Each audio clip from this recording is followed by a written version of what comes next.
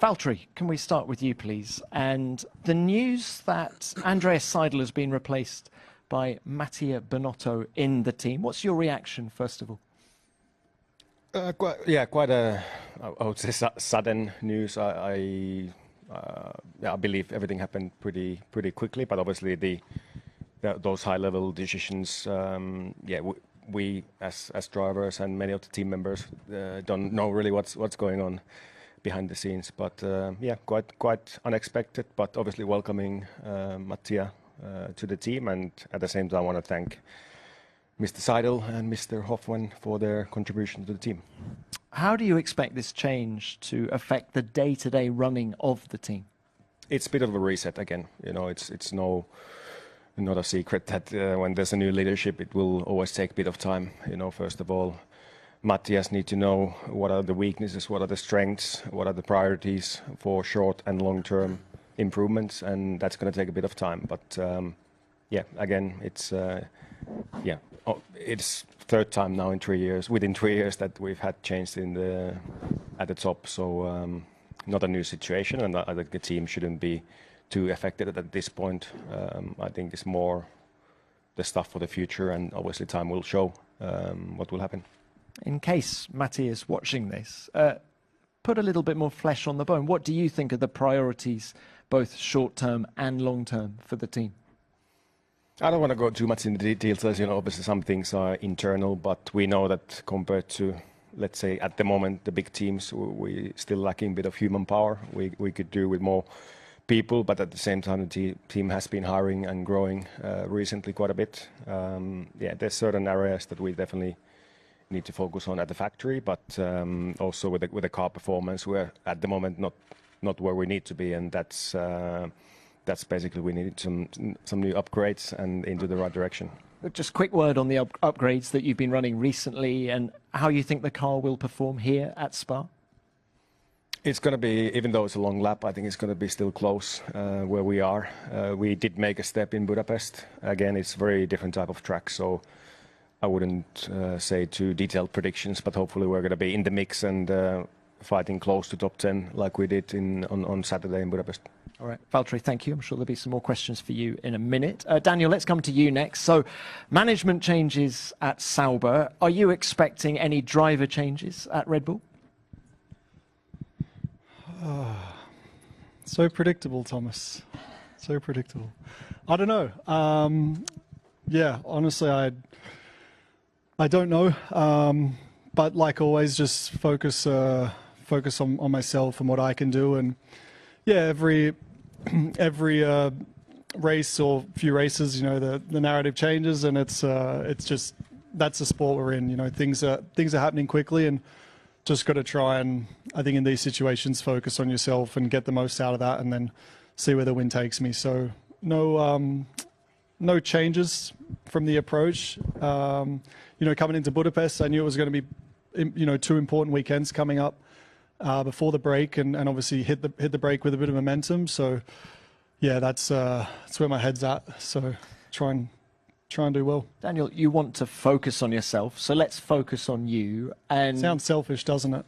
Well, it's just a lot of people talk about your results. I'm not sure too many people ask you about how you're feeling about the situation and how you feel you are driving at the moment. Is this the best we've seen from Daniel Ricciardo for a wee while? I mean, I'm definitely happier where I am now than the first few races this season. You know, I think I felt good all season, but it wasn't quite clicking, for lack of a better word, you know, the first few races. And I think then I've been able to, get more out of myself, certainly the last few races. And I think it's trending in the right direction. And I think that's obviously important. Of course, you want to be awesome every race. But I knew obviously after the first few that I still had to find a little bit, but I'm definitely happier. I'm more comfortable with where I'm at. And just showing those signs of speed that I know I have. And that's obviously, all of us are trying to extract that out of ourselves every weekend. And some weekends come easier than others. But I think, I'm certainly sitting here now much happier than probably, 2-3 months ago. And in Hungary, it looked like the team had got its Barcelona upgrades working. Was that circuit specific, or do you feel you'd actually made a step forward with setup and genuine car performance? I mean, the circuit helped us because I think we were pretty strong already from Friday, and we hit the ground running, and we didn't really have to chase it. You know, it just came, and that was that. You know, so some circuits certainly help, but it's still so unpredictable. You know, did we know we would be really strong in Budapest? Not necessarily, but yeah, I think we've a bit more time now. We've understood everything, and I guess it helps getting to the weekend with a better understanding of the package, and then knowing, okay, we pretty much know the window of what this car likes, the setup. Okay, it's a big downforce circuit, so let's see what that does. But we had a bit more confidence, I guess. I feel like I just repeated myself a lot, but yeah, we'll see. I don't know. It's the midfield mystery. It's always pretty unpredictable where we are. All right, well, look, best of luck this weekend. Thanks for that. Carlos, let's come to you now. The last time you and Kevin were in a press conference together, Kevin said you were the cork in the bottle of the driver market. And I did want to start by asking for your thoughts on the news that Mattia Binotto is going to Sauber Audi. You've worked with him before at Ferrari. Does that complicate your decision further? I'm just going to keep giving myself time to take the decision, to analyze all these things that keep changing without giving you too many clues, yeah. Okay, just a quick one on car performance here at Spa. It seemed that the car was performing better in Hungary. Do you think that will translate to this circuit as well? Completely different circuit to Hungary. I think Hungary is somewhere closer to, for example, Barcelona in terms of the downforce and the corner speeds. But yeah, I think now Spa is going back a bit more towards Silverstone kind of track. And last time we were in Silverstone, we struggled as a team. So yeah, encouraged to see the progress in Hungary, or we were a little bit quicker in Hungary, especially in the race. But let's see how we are in Spa, and if we can keep trying to get closer to the, I would call them now top two teams, no? Because it's clear that McLaren and Red Bull, when they switch it on, they have 3 or 4 tenths advantage over us. Okay, best of luck this weekend. Thank you for that. Kevin, let's move to you. You have a pretty efficient car, so are you confident coming to Spa? I don't know about confident, but I'm looking forward to this track, given the sort of the nature of the car and the strengths that we've had this year. I think this track looks on paper pretty good for us. But as Daniel said, the midfield is so tight these days that it's super unpredictable where you're going to be. Even we've had races where we didn't think we were going to be good, and then we ended up being pretty good. And yeah, I think you can't take anything for granted right now. So just going in with an open mind again and try to do a good weekend. Kevin, when you look back on the opening half of this season, how do you sum it up? Because the car does seem to be good one weekend, not so good the next. Why do you feel it's been so unpredictable from race to race? Well, I think we're still not consistent enough, but from last year we improved consistency. Last year especially in qualifying, we were able to be good, but every time on Sunday it would just fall to pieces. And I think we've changed that situation so that it's actually almost the opposite now. We look better in the race than we do in qualifying often, and certainly on Sunday we're a lot more consistent. But again, with the field so tight together, it only takes a small little mishap, and you're qualifying far off your optimal position, and that's been a big sort of driver to the inconsistency this year, I think. Kevin, final one from me. 2025, you've made it very clear that you want to stay in Formula One. There are, of course, still lots of opportunities in Formula One next year. But if that doesn't happen for you, where else are you looking? Are we looking at the World Endurance Championship? Are you looking at IndyCar, or all of the above? Yeah, all of the above. I think everything is on the table in that case. So yeah, it's hard to, I'll see what's available out there, and make my mind when I get there. Right now I'm in Formula One, and there's still you know, a couple of seats open for next year that, you know, I'd like to see where all that ends up, and then, you know, look at things afterwards. Okay, best of luck with that. Thank Thank you. you. Lance, coming to you now. We were talking about consistency with the Haas, and you've scored points in the last 2 races. So does that point to you finding some consistency with the Aston now?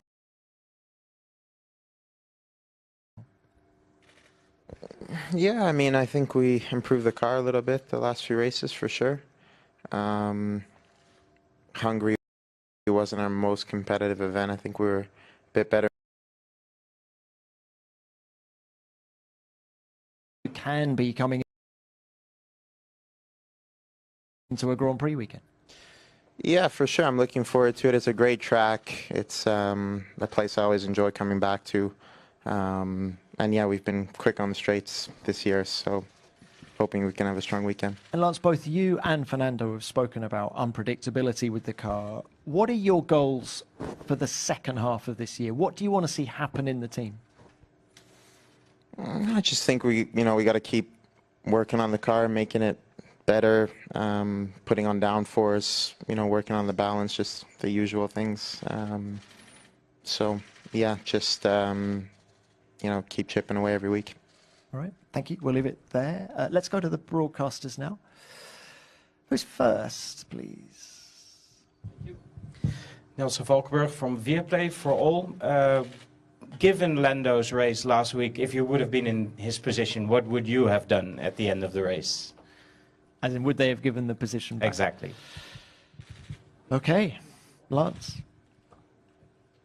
Sorry, what?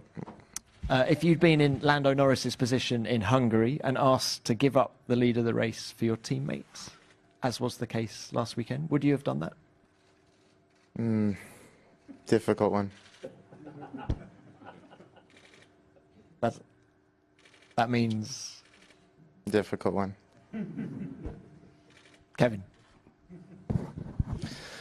I mean, it depends on the situation, but it would have certainly been tempting to hold on to it. But it totally depends on where you are with the team and what sort of history there is behind as well, I guess. You've got some history with Lando. Not that kind of history, for sure. We were not fighting for easy 1-2s at my time in McLaren. A team order is a team order, and I think the team always comes first. It's been that way, the way I've approached my Formula 1 career over these last 19 years, and yeah, a team order, as much as it hurts, and it must have hurt to have let Oscar by.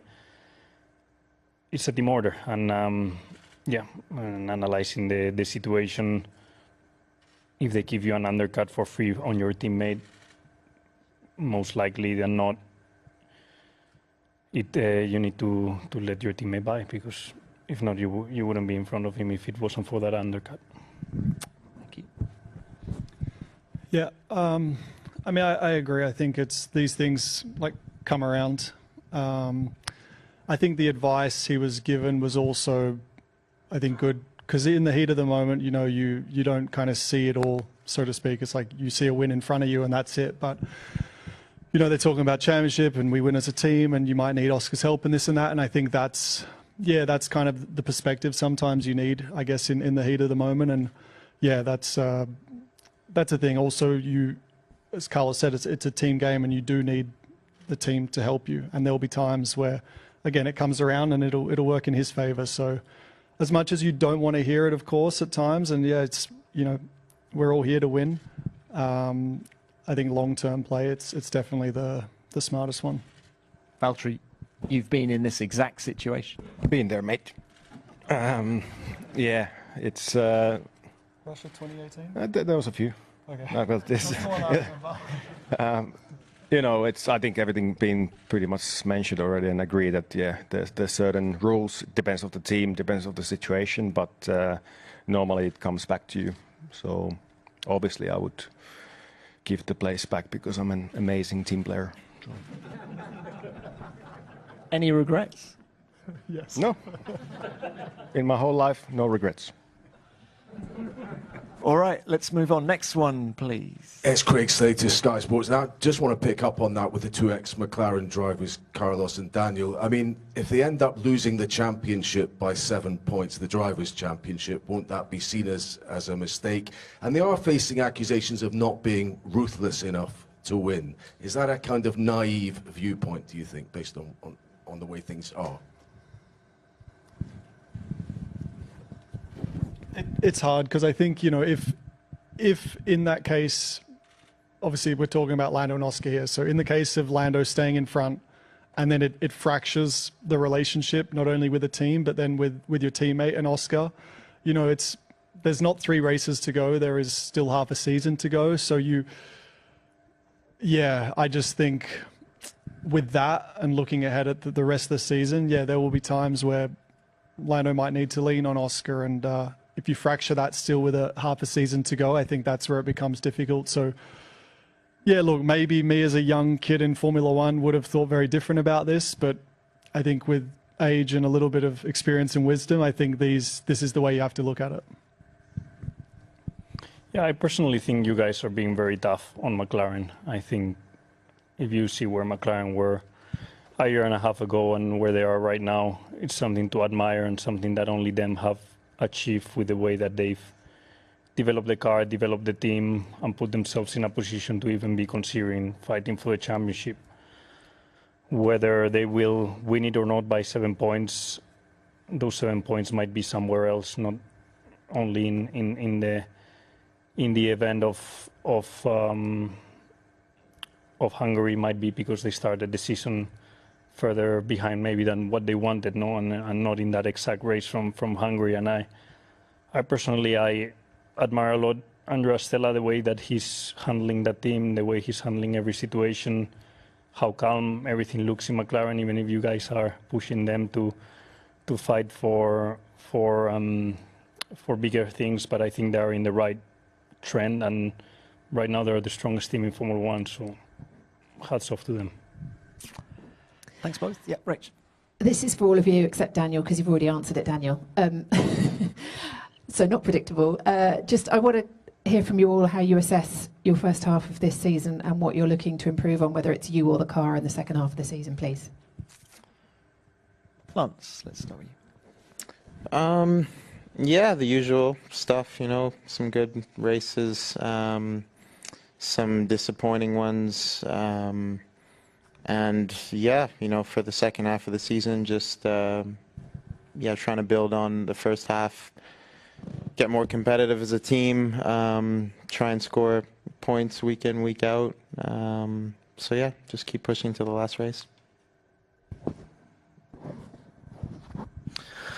Yeah, I think, you know, coming into this year, we thought we were going to be, the last team on the grid, and we haven't been. So I think, you know, it's been a positive surprise. There's always, when you look back, there's stuff you could have done better, but I think everyone can say that. So I feel like we've had a good first half of the season. The second half, I think, with the couple of upgrades we've had this year, they've actually worked, and it's the first time in Haas's history that we brought upgrades to the car that made it faster. So that's a real step forward there already. So hopefully we can keep that going. You know, we're on a good trend, I think. So hopefully we can just keep that going. Carlos. I guess on a personal level, it's been a season full of up and downs, as I think anyone here can say, but some very good ups at the beginning with a competitive car that was allowing me to fight for a lot of podiums, a race win, and I truly enjoyed that, and I wish we can get ourselves back in that position as soon as possible. On the personal side, it hasn't been easy having to deal with first of all, having to miss a race, but mainly with all the discussions about my future going on in the background.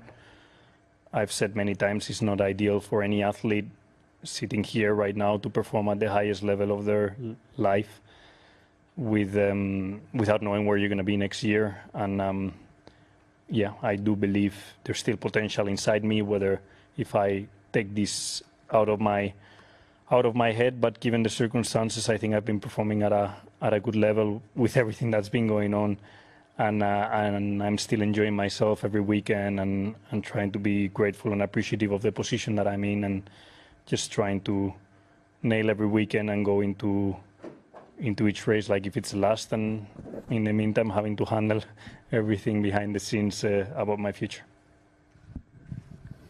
It's been a challenging year for us. We still haven't scored a single point, which wasn't the target going into the season. So we wanted to see upwards,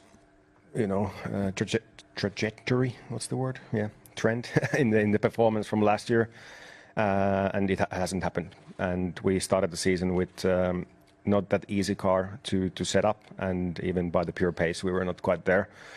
We've made some improvements since, but more like baby steps instead of big jumps, unlike some other teams around us. So we definitely have a clear direction for the second half where we need to improve the car, but that's just now what we need to do. We need to make it faster, and a lot of that obviously comes from nowadays from the wind tunnel and the design office, etc. But about my performance.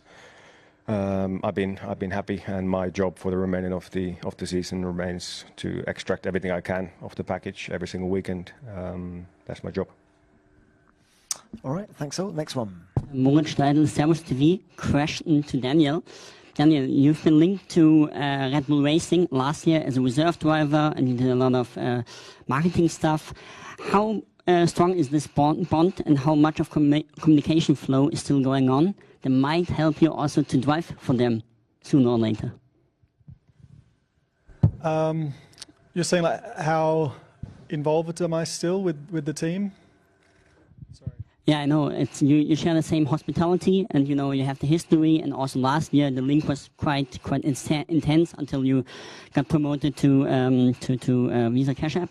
How much of the communication is still going on with the guys in Milton Keynes and so on that might help you in sooner or later? Yeah, I still speak with Christian and Helmut on that side still quite a lot, and that's a lot still goes through them, honestly. So that's that. Other parts of the team, not really, because I'm here and I focus on this stuff here with my team and my engineers and everything. But let's say, obviously last year I was inside the drivers' meetings, like the post session debriefs, and asking all the engineers some questions and whatever. But clearly that's not the case now. But the Christian and Helmut side still, and it's good to see them after a good result. Helmut still he'll let you know when the result's not good, but I feel I definitely feel happy being back in that and under that kind of microscope, if you will, and in that environment with a little bit of that pressure. It's fun, but that's probably the best way I can answer it. All right, thank you. Another one. Hi, Rodriguez from DAZN Spain. A question to Carlos. Some people miss the old days with the lighter car. Nowadays, the last day we know that the FIA increased the overall weight of the car in 2 kilograms for the next year. I would like to know, how do you evaluate that? Obviously, 2 kilos is not a big change. The problem is when you start adding 2 kilos on top of another two, which I think is where the trend has been in Formula 1 over the last 10 years, to keep adding 2 kilos here, 3 there, 5 there. And then the cars have become 800 kilos heavy, when in the past they were around 600. So work is going on, I guess, for 26. At the same time, I think this weight has made the cars also safer, because there's a lot of impact structure and a lot of work being done on the driver safety, which I'm never gonna deny that I want, and I want that safety to be as high as possible. But anything that we can do to bring the weight back down, I think every driver here will appreciate it, and we hope that the FIA and the teams are taking that into consideration when deciding future rules, not only the 26 ones. And Rodrigo, it's worth mentioning that those 2 kilos are for driver health in 2025. All right, any more questions from the broadcast? Yeah. Yeah, Albert Fábrega, ESPN Latam. Following this matter, have you been in difficulties to accomplish the target, the weight target that the team set to you on the last years? So with these 2 kilos extras, it's going to be easier for you to reach the targets. Anyone who wants to? Oh, Carlos, you got the mic? You wanna? No, me personally, no. But I did have to be careful with the amount of muscle you put on and the food that you take. But I've always been on the limit of that weight. But I can imagine being a Nico, an Esteban, or a who else is tall? Russell. I wouldn't be very happy if I was 180 something centimeters. So yeah, I understand it's been done probably for the heavier drivers because they were, or the taller drivers because they were always struggling a bit more than medium size like me.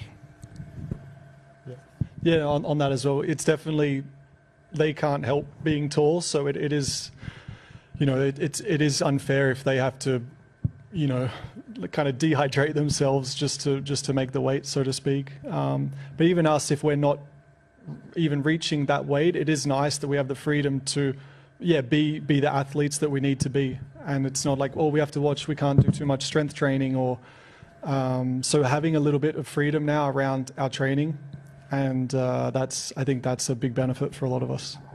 All right, thanks both. Yep. Next one. Yeah, Felix Gonner, RTL Television. Carlos, what will be your best option, your wish for next year cockpit? Is it Red Bull? Is it Audi? What is your favorite one? And to Daniel, very short, in 3 words, what do you like in Spa at the track? 3 words. My best option for next year would be a championship winning car, which is what has been my #1 priority since these talks about my future have happened. And the likelihood of that, we all know that is small, but you know, that's always been my target. And if that doesn't happen, I'll choose what's best for my near future for sure. Who's going to win the championship next year? I need to go and check, see what's out there. Daniel, 3 words, sorry. First word, waffles. Second word, Pouillon. And third, Rouge is 2, so I have to just... Radillon. He helped me. Radillon. Oui. Thank you. All right, we'll do one more quickly for the broadcast. Diego Mejia, Fox Sports Mexico. Question to Daniel. You've been working with Max in the past. I think you had a brief chat during the drivers' parade in Hungary. Were you surprised to see him come so publicly against or strong against the team during the race on the radio? So I heard the in-race radio stuff. I didn't hear any TV pen or post-race stuff, so I don't know if that continued. But yeah, I heard let's say the little conversations between him and GP.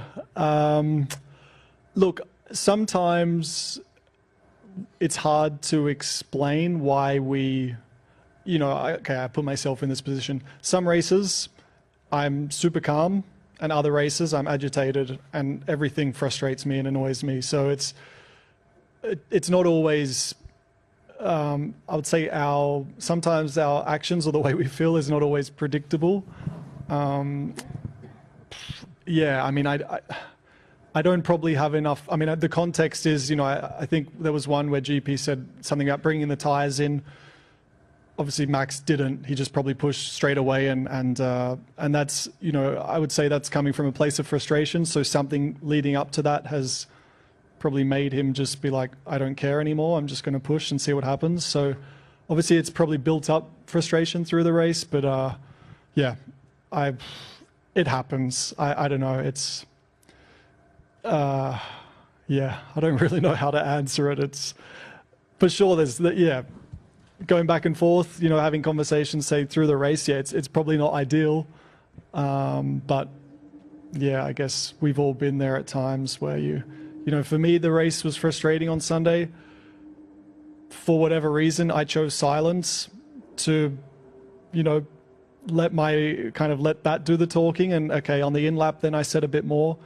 But yeah, in a way, I couldn't be bothered kind of chatting about it through the race, because for me, like, what was done was done. So any talk I had kind of felt a bit hopeless or helpless. So that was my way of handling my frustration in that race. So it can vary. It's, yeah, race to race dependent, I guess. It's a hot and sometimes very flustered environment in the cockpit. Thank you, Daniel. Right, print media, please. Let's go.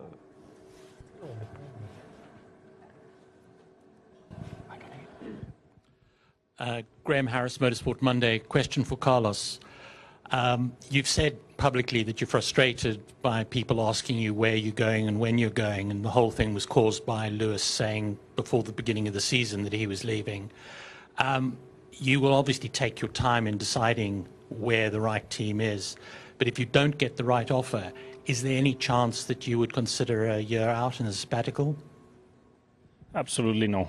Sabbatical is not even in my head.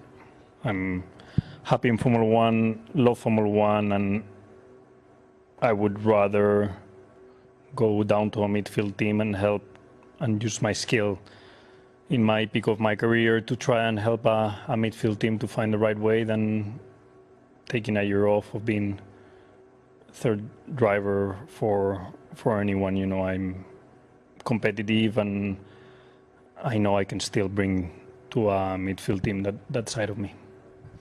Thank you. Next one. Jake Boxall, Autosport. Question for Valtteri, please. We've spoken a lot about your team's kind of future movements, Andreas and Oliver leaving, Mattia coming in. We put this to your teammate earlier, and he suggested that perhaps all of the discussion over the future, all of the investment into the future was kind of detracting from the here and now, and this is where the team is having problems. Is that a sentiment you agree with, or is it a little bit reductive from that standpoint? Thank you. Well, definitely the last year or two, it's not been really stable. We're not been really super stable as a team because there's been lots of people leaving, lots of people joining. Now another change up in the leadership. So for sure that doesn't help, like here and now moment. And even the previous shake-up, it was made for the future and more like for long term. But with the change again, yeah, I think if we've had the same, let's say, leadership and so on for the last few years and that stability, maybe there's more time to focus on the issues and solving them. But yeah, this team, to me, it's been pretty clear that all the decisions in the last year or two has been made to be competitive from 26. I know it's not ideal in some cases, and like for me, unfortunately, many times fighting towards the back end. But like I said earlier, yeah, my job is still to do the very best I can, and at the same time push the team and contribute the best